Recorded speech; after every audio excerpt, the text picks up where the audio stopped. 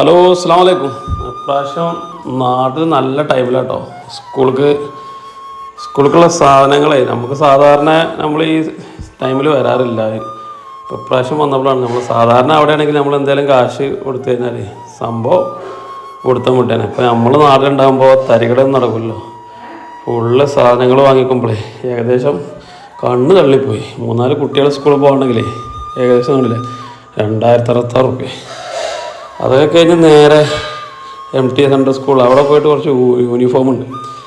Uniform വാങ്ങാൻ വേണ്ടി അവിടെ പോയി. അപ്പോൾ അവിടെ അങ്ങനെ നല്ല നമ്മളെ പുസ്തകങ്ങൾ, പുതിയ പുസ്തകത്തിൻ്റെ മണം, അതേമാതിരി യൂണിഫോം, ഈ പുതിയ പുസ്തകത്തിൻ്റെ ഒക്കെ ഒരു മണം ഉണ്ടല്ലോ, നൊസ്റ്റാൾജിയ തന്നെ വേറെ ലെവൽ തന്നെ.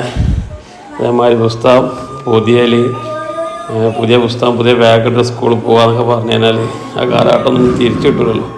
നമ്മളൊന്നും ഈ സമയത്ത് ഞാൻ സാധാരണ ഇവിടെ ഉണ്ടാകില്ല. ആദ്യമായിട്ടാണ് കുട്ടികളൊപ്പം